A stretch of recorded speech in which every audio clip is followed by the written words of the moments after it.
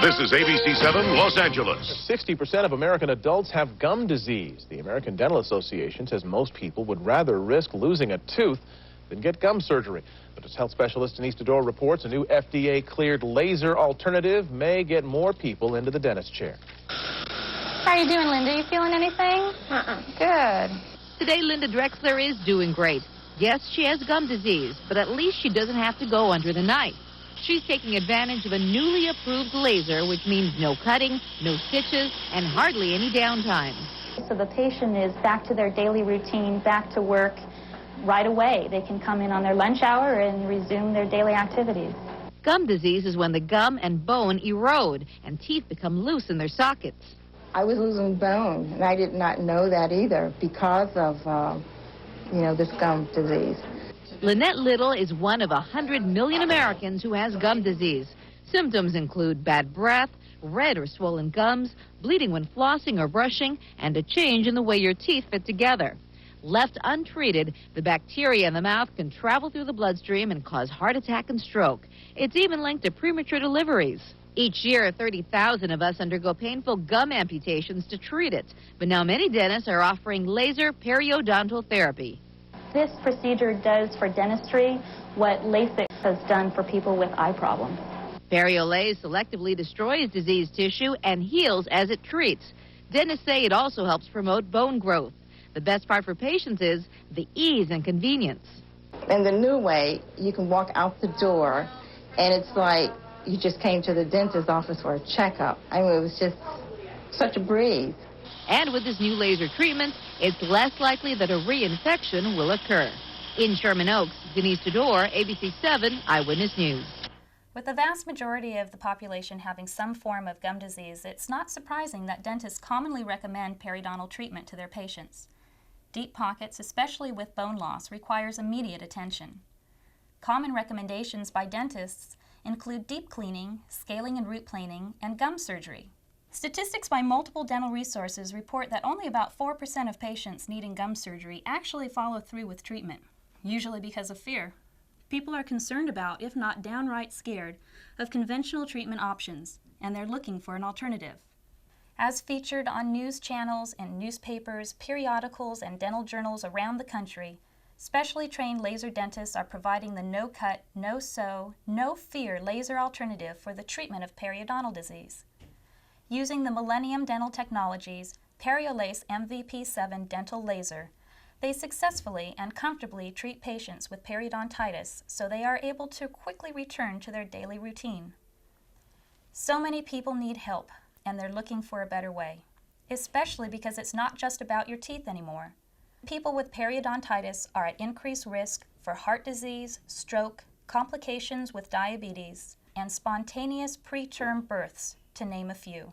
Laser-assisted new attachment procedure, or LANAP, is quickly becoming the gold standard for the treatment of gum disease.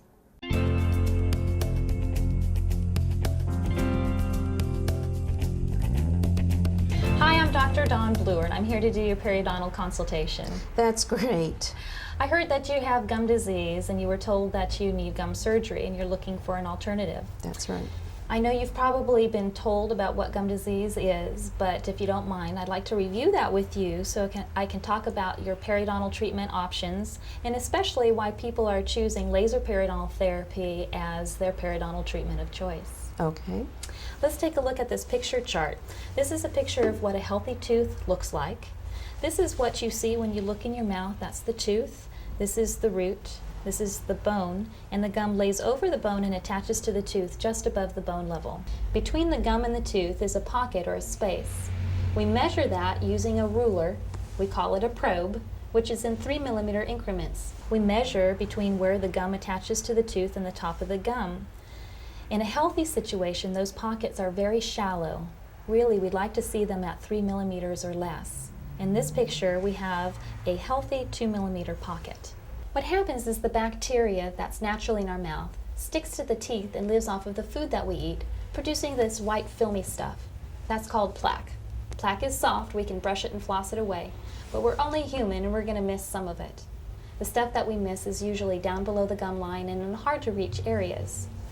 What happens is the bacteria that live inside of the plaque irritate the gums, and the gums get a little bit puffy or inflamed. And what we have is some surface inflammation.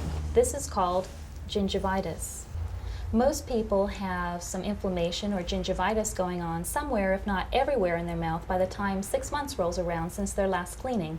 That's why we recommend that people with gingivitis get their teeth cleaned twice a year. What happens if plaque sits there for long enough, eventually it turns hard into barnacles of calculus or tartar, same thing. Now the bacteria that live inside those barnacles will eventually destroy the attachment between the gum and the tooth, opening up a deeper than normal space or pocket. In this picture we see a 5mm pocket, allowing the bacteria to then start attacking the bone too. When we have attachment loss and bone loss, this is called periodontitis. This is no longer a surface problem, it's a problem going on down below the gum line, deep below the surface. And so a regular surface cleaning really doesn't do the trick. It's just the tip of the iceberg. Now the problem with deep pockets is they're harder to keep clean than the shallow pockets are. In this picture we have a 6mm pocket and more bone loss. Now the issue here is if we have a 6mm pocket and the gum started up here, and we have 2 millimeters of damage at the surface, we really have about 8 millimeters of attachment loss. The reason why the gums recede is that this very inflamed tissue is easily damaged when you chew and brush your teeth. In this picture, we have an 8 millimeter pocket, a lot of bone loss, and a whole lot of recession here. Recession is very common for patients who have gum disease, but it doesn't always occur.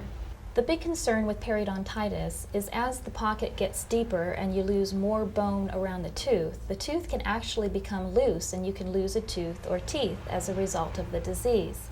Let's take a look at this picture while we're talking about some of your treatment options for periodontal disease. Basically, we have 3. Conventional periodontal treatment includes scaling and root planing, otherwise known as deep cleaning, osteosurgery, otherwise known as gum surgery, and laser periodontal therapy, otherwise known as LANAP, or laser-assisted new attachment procedure, the first and only university-researched and FDA-approved laser periodontal treatment, requiring a specific laser and patented protocol to achieve it. Okay. Let's start with scaling and root planing. Basically, with scaling and root planing, it is a deep, aggressive cleaning. You're numb during the procedure so that we can get down to the bottom of the pocket and do a real thorough job cleaning the tooth. Now, the problem is that we have very limited access to get down to the bottom of the pocket, and we can't see down there, so we're basically working by braille. So we're likely going to miss some of the calculus, especially in the deeper pockets. Even in conjunction with the use of medication, we don't expect to see a strong fibrous reconnection or any bone improvement. If after scaling and root planing a deep pocket persists, the next conventional treatment option is to do gum surgery. Basically, if we still have a 6 millimeter pocket and we cut the gum here and take this piece away, we've left about a 2 millimeter pocket behind. The goal of gum surgery is to create shallow pockets with the hope that we can slow the progression of the disease process. Basically, it's the intentional reduction of the height of the gum, which doesn't look pretty and leaves the roots sensitive to temperature and more prone to getting cavities. The problem with periodontitis is that most people don't find the treatment options appealing. And unfortunately, there is no cure. Even the laser isn't a magic wand. Like diabetes and high blood pressure, we can get you to a healthy level, but then we need to work to maintain you there with regular and frequent cleanings. Once a periodontal patient, always a periodontal patient. You can be treated, but it requires maintenance to keep you at a healthy level. And if you've had gum surgery and we've already cut the gums, if after some time a pocket comes back, well, we can't keep cutting you. Eventually we run out of something to work with. Now, the difference between gum surgery and laser periodontal therapy is basically the difference between treatment by amputation versus treatment by regeneration. With laser periodontal therapy, there is no intentional reduction of the height of the gum. Now, we use the laser initially between the gum and the tooth to kill bacteria inside of the pocket, which, remember, is the source of the problem. It also affects the calculus, so it's easier to remove. And we're removing this diseased lining on the inside of the pocket without damaging the healthy fibers that live underneath. The laser can see the difference between healthy tissue and diseased tissue, and it can see where the bacteria is and specifically kills those as well. Now we have better access to get into the pocket and do a better job removing the calculus from the surface of the tooth. We use ultrasonic instruments that vibrate the calculus off the surface of the tooth and flush it out with antibacterial irrigation. We then use the laser on a different setting, killing bacteria again, and creating my super duper blood clot, or what I like to call my biological band-aid, that keeps high concentrations of bacteria and debris out of the area. Now this seals the gum up against the tooth. We haven't killed every microbe of bacteria forever, and we haven't sealed the gum up against the tooth forever, but we've created a clean, disinfected, closed, and stable environment for the body to be able to kick in its own natural defenses. There's a little war going on down here. The bacteria against your immune system, and unfortunately you're losing the war. When we use the laser, we are tipping the scales in favor of regeneration versus degeneration. If you think about it, we have the ability to build our cells back. We can grow fibrous tissue, we can grow bone. That's why we don't amputate a broken arm. Good thing. But we only do it under the right circumstances. If you think about it, we have a cast on a cleaned up, disinfected arm so that the body has a chance to grow back. Well, the problem is the mouth is a dirty, unstable place, but with the help of the laser, we can create that closed, disinfected environment so that the body has a chance to kick in its own natural defenses and start to rebuild. In order to stabilize the area, we need to find any areas where you might be hitting your teeth together too hard or inappropriately. And once we find those areas, especially in the spots where your pockets are very deep, you have a lot of bone loss, or the teeth are loose, we need to spot grind them away. Then we leave the area alone. We don't want to mechanically disturb the area, don't want you to chew on it. You're on a soft food diet for about a week, and we want you to follow special cleaning instructions. Now, you're not on a soft diet because you won't feel like chewing over there. We just don't want you to disturb the area. Now, we don't go back in here and reprobe the area for about 9 to 12 months after the treatment is done. That doesn't mean we're not seeing you during that period of time. After everything is done, we'd like to see you back a month after for surface cleaning and to reevaluate the healing. And then it is the recommendation, standard recommendation for periodontal patients, that you have your teeth cleaned every 3 months to keep yourself healthy and maintained. It's the best insurance policy that you could give yourself, because we don't want to have plaque and calculus and the bacteria that live inside it start to destroy these new attachments that are starting to form in the pocket. They are more easily destroyed than what you had when your teeth and your gums were healthy. Now, we can't grow everything back that you had before, but we are consistently finding new fibrous attachment and improvement in bone quality, if not quantity. We just can't guarantee how much and where. We do routinely see pocket depths reduced by about half.